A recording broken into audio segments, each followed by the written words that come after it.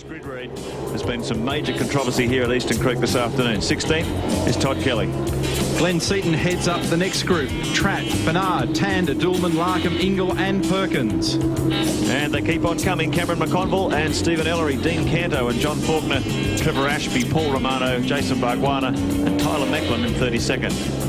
For only the second time in the history of the V8 Supercar Championship, a heat victor has been stripped of his race win. Here's how it happened. We jump aboard with Craig Lowndes. This is in race 1.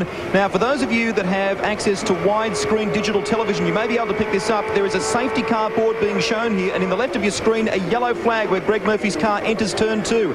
Craig Lowndes didn't see it. He passed Murphy. For that move, he copped a 29-second or the equivalent of a stop-go penalty, dropping him to 12th for the start of this race. Similar news down into the Stone Brothers pit. It's for this incident too for Marcus Ambrose, and that touch right there up the back of Greg Murphy. Officials have deemed that illegal, and therefore he'll be bumped back to grid number 13 for race 2. Yeah, all they've got to do now is be consistent. OK, they've responded to everybody's criticism from Adelaide that they consistently inconsistent. So now they've dished out penalties and effectively mucked up the second race. But, you know, they've got to, the next time round, there is an infringement by one of the big teams, then don't think they're not going to be reminded if they don't do something. Yeah, it's a very difficult situation, isn't it? And the stakes are just getting higher and higher in V8 Supercar racing all the time. The demands from both the teams is to have these consistency of rulings. I think the issue here also is that given that Lowndes is blindsided on the wrong side of Murphy when the board comes out at a critical moment when your approach speed's 220 kilometres an hour, we now have to concentrate on implementing with much greater speed the system that's been talked about for a while, which is the yellow lights coming on in the car, so that the precise moment that the safety car boards are activated at race control, every single person up and down the paddock, including the drivers, knows actually what's going on. Well, in all fairness to Craig Lowndes, you're doing 150, 160 mile an hour around the first left-hander. You're looking at the hairpin. Murphy comes out the pits. The last thing you're looking at is looking over to the left on the left-hand side of Murphy's car for the flag position. Well, in fact, it's even more so because you're determined to get in front of him. You're fighting for track position because you know that if you don't outbrake him going down into that corner, you'll spend the rest of the race behind him.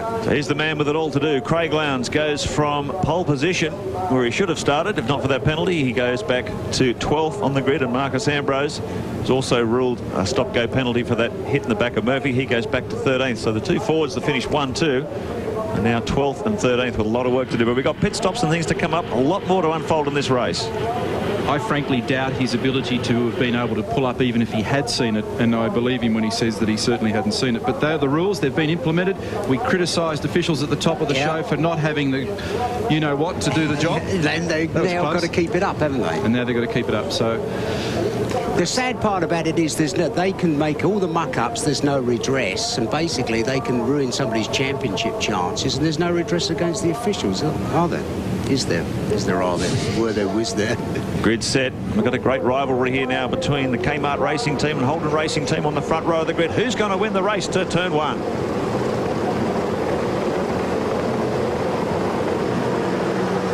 Murphy gets the jump. Scaife slots across to the left. One of the shell cars up the inside very quickly. Slightly messy grid as they go through turn 1. Lots of dust and grass being kicked up. Murphy's got a huge margin going down to turn 2. Hopefully it's a nice clean getaway as they sweep down through that very fast turn 1. Hard under brakes for the second turn. Oh, look at this. And there's one in trouble already. Oh, it's one of the Paul Wheel. K&J thermal car gets out on the dirt, manages to gather it up. Looks relatively clean now as they swing through turn 3. Murphy drops the wheel off the edge of the track. Big puff of dirt there. And looking back in the pack, there's Marcus Ambrose. He got the jump, in fact, on Craig Lowndes. Brad Jones has got a very good start as well. I think he'd be up around 5th or 6th thereabouts in the Aussie Mail entry. It's taken him the whole break to wipe the smile off his face. It's the first bit of luck he's had this year. So Murphy punches it up Corporate Hill. There's Scaife in second. His teammate Jason Bright doing what he did Adelaide, working his way up. He's had a difficult start to the weekend, and the car's got better and better as the race day has progressed. Oh, a bit of a contact there between Canto and Wheel. 3 into 2 does not go. Hard under brakes down through turn 9. The sharp 180-degree hairpin. All the car starting to get in a single file formation as they swing back toward the main straight for the first time. How's the cold tyre gallop from Murphy and Scaife in the opening lap? They have absolutely put daylight between themselves and the third place car. The leaders coming onto the start pretty straight. Here's the points after race one. Bright 8:20, Scaife 7:55, Johnson, Ingle, Kelly and Murphy. So it's Murphy that leads them across the line. The Holden fans come to life. Scaife in second. Nearly 2 seconds they pulled out in one lap. Bright is third. Then we've got Radisich, Jones, then Bowen. The word from the pit lane is that Greg Murphy has been given a stop-go penalty for creeping at the start. Wow. Yeah, me. These officials certainly reacted big time. They are coming down tough on anyone. Stop-go penalty. Mark Scaife will become our new race leader. What a recovery after yesterday's qualifying. I hope Murphy's got holes drilled in the side of his helmet, because there is going to be steam coming out of that helmet. Next lap. Go past this lap and then come in next lap.